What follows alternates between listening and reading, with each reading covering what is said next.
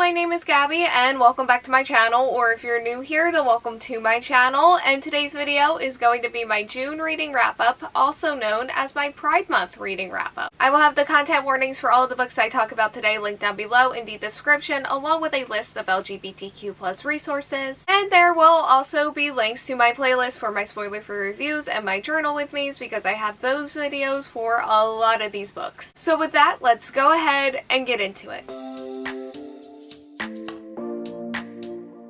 And we are going to start off by talking about the first book that I finished in the month of June, and that is Genderqueer by Maia Kobabe. This is a graphic novel and an autobiography that follows this author's journey of self-identity as somebody who is non-binary and asexual. Okay, so I'm not going to rate this or really review this book too much because that just feels kind of weird for a story that is so personal. But what I will say is that I like the art style, and there were some really strong images and panels in here, and honestly, I'm just glad that this book even exists. I have a lot of respect for this author for even creating it in the first place, and I'm really glad that I got to read it. Next up is Nick and Charlie by Alice Oseman. This is a novella that goes along with the Heartstopper graphic novels and also Solitaire, I guess. I haven't read Solitaire yet, so I don't really know where this falls into that, but Storygraph has this labeled as like Solitaire 1.5. This was a pretty short and sweet story. I enjoyed it, but it did feel kind of tropey, and I had some trouble getting into the drama. So because of that, this is going to be a 4-star, but I could read these characters forever, honestly, and just be perfectly content with that choice. And it was really interesting to read these characters outside of the graphic novel format, and I also feel like I need to reread Radio Silence now, which I don't know why it took me until the novella to realize that there is a crossover here, but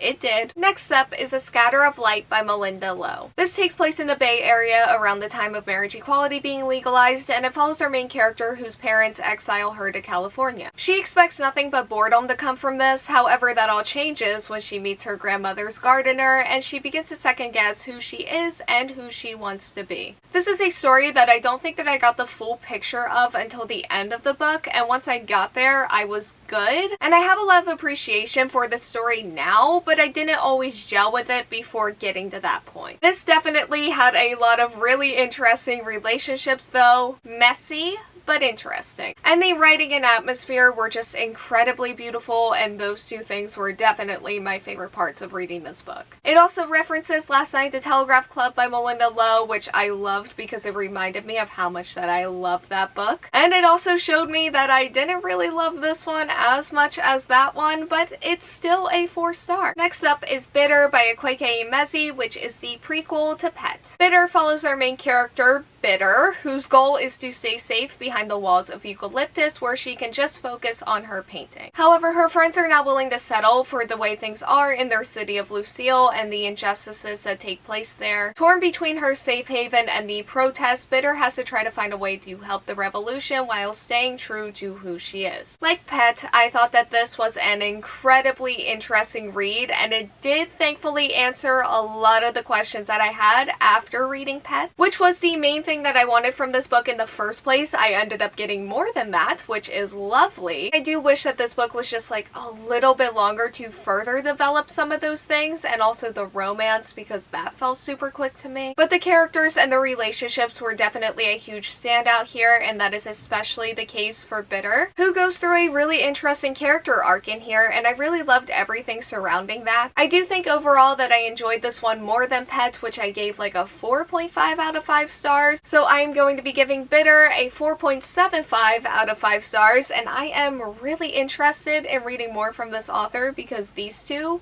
were great. Next up is King and the Dragonflies by Kacen Callender. This follows our main character King, who is 12 years old and lives in a small Louisiana town. This story takes place when his older brother dies, and King is sure that he has turned into a dragonfly and still visits him in his dreams, which is something that he keeps to himself as he watches how grief transforms his parents, and we follow King as he navigates his life after this, as he discovers that there is no correct way for him to be himself. This was actually a reread for me, and I would say say that I enjoyed it more the second time around, but I'm actually not so sure that that's the case. I think I just enjoyed my circumstances more, like around the time that I was reading this book, because the first time that I read it, it was required for a class that I took. And this time, it was just for fun, even though this is like not a fun book, it is very heavy. Especially when it comes to grief and identity, and I was really emotionally invested in this story. I also love the imagery and the writing style as a whole. Like, I'm reading Hurricane Child by Kacen Callender right now, and these two books combined have really just confirmed my absolute love for this author's writing style. Like, I knew I loved this author from reading Felix Ever After, but it is always nice to be reminded of that love, and I can't think of a reason to not give this book 5 stars, so I did. And the final book that I read during Pride Month is Always the Almost by Edward Underhill. This is a YA romantic drama that follows a 16-year-old trans piano player who has 2 New Year's resolutions. One is to win back his ex, and then the other is to win the Midwest's biggest classical piano competition. These are 2 things that are not going to be easy just on their own. However, things get even more complex when he meets an openly queer cartoonist from Seattle who he is starting to get a crush on. I fell in love with this book immediately. It's another one that can be kind of heavy at times, but it is also just so much fun. Like, this book has a ton of personality, and all of the characters really came to life and are super lovable. And things do get complex and messy for them, but you just get to watch them figure it out and kind of just stumble along. And there's some really amazing character growth in here and commentary about change and not wanting things to change even though things are changing. The friendships and also especially the romance were all super adorable. This was my most anticipated read of the year, and I loved every second of reading it. So yeah, I definitely gave this book 5 stars. Okay, so that is all that I have for today's video. Thank you all so much for watching. Like, comment, subscribe, hit the bell, and answer a question that'll be around here